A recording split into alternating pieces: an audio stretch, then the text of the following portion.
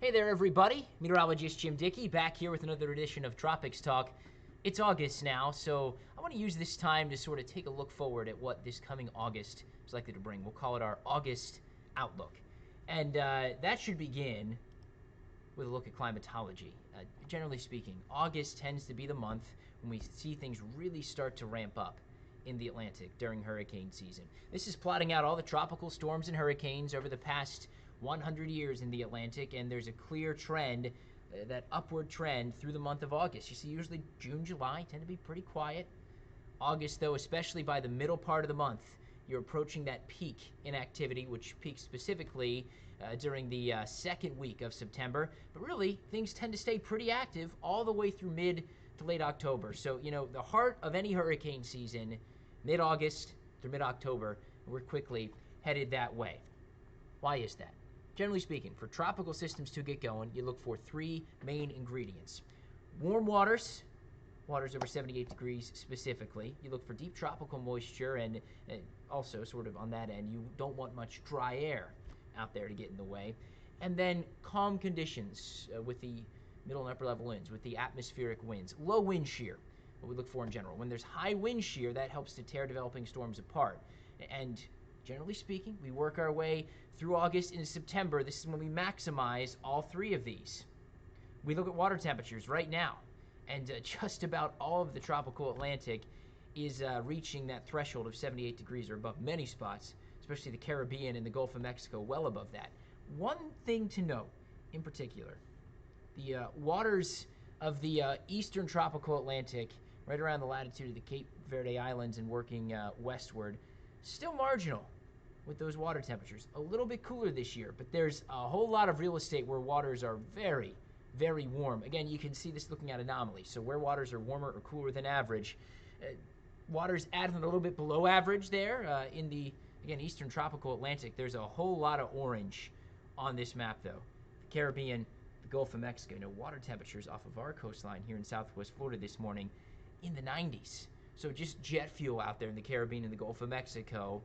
If anything were to move into those spots, if the wind shear was right, which we'll talk about in a moment here, is going to be a factor, things would easily ramp up. Bottom line, definitely warm enough to support major hurricanes now in much of the tropical Atlantic.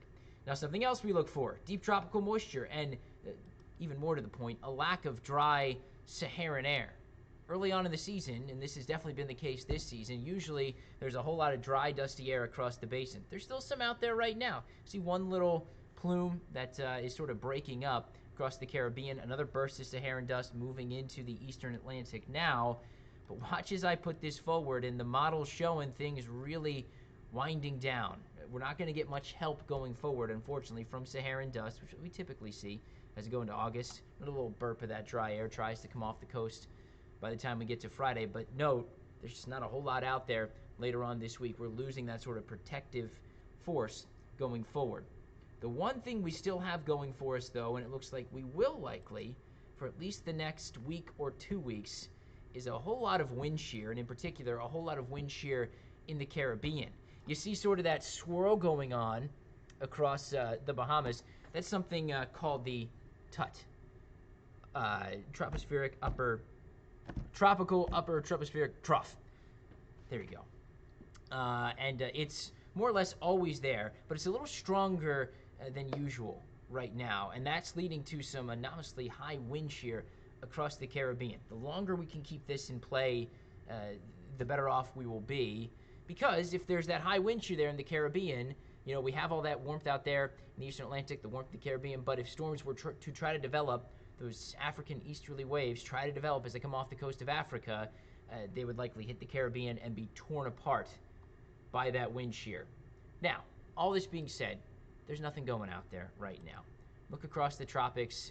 You can sort of make out that TUT, that tropical upper tropospheric trough, got it that time, swirling out there across the Bahamas, but otherwise nothing to worry about. You have some thunderstorm activity going towards the coast of Africa, the ITCZ as it's called, where sort of convergence goes on all summer long and produces some thunderstorms, but no waves to track right now that have potential development.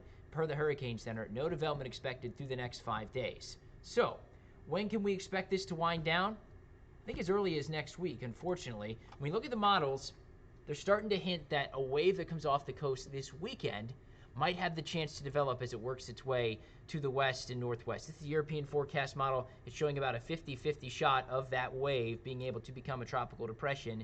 That area of sort of green showing you a number of members of the ensemble forecast show development at some point as that works towards, in general, north of the Caribbean. And that is pretty close in line with us moving into the more active phase of the MJO, the Madden-Julian Oscillation. We talked about this a few weeks ago, and the models really haven't changed all that much with this. So what the MJO is, it's a wave that moves across the planet. When you're in the sort of active phase of it, it means there's more upward motion in the atmosphere. There's more convection in general, and when there's more upward motion, it would sort of logically lead to better chances for tropical systems coming together. We see this each and every season. So this is going back through the last 2 months and then also showing you the forecast in the green and the blue lines. What we look for in the Atlantic, phase 8, phase 1. That's when we tend to see more activity out there, more, again, convection, more upward motion, an environment that's more conducive to tropical systems getting going.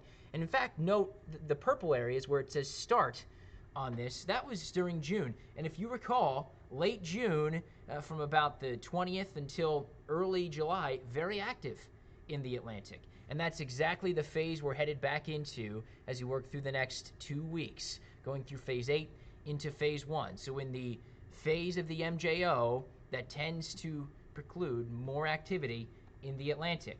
That's here's a different view of that. Green would be where there's more convection going on, more uplift going on, more thunderstorms going on, potentially more tropical cyclones forming. Highlighting in particular here from August 10th through August 15th, even to the 20th. That's when things are looking pretty active. I also want to note, though, look at the bottom part, the bottom half of this model, and it shows more of those yellow or brown shades sliding in to the Atlantic by the time we get to peak season. So perhaps some deterring factors out there, which would be great news as we close out August and head into September. But at least this indicator suggests, as you work through the next couple of weeks, the Atlantic will be waking up, and I would not be surprised to get a couple of named storms forming out there in the 2nd, 3rd, 4th week of August.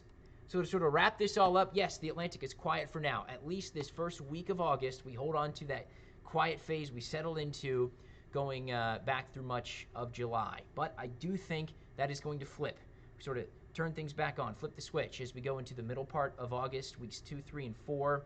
Likely to see things getting active once again, potential for even multiple storms forming over that time. And this isn't really a surprise. I know we're looking at these different indicators, different models, yada yada, but if you just keep to climatology, we know as we head through August into September, lasting through October, we are just now entering the heart of the hurricane season. So this is the time in particular, you got to make sure as we work through the next couple of weeks, you're ready to go. You have your plan in place, you're stocked up on your supplies, and again, you are ready and prepared if and when a storm threatens the area. Of course, we'll be tracking anything and everything going on out there in the tropics in the coming weeks, in the coming months. And that, of course, continues here on ABC 7 News tonight.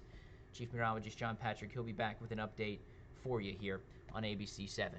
Until next time, Meteorologist Jim Dickey. We'll see you then.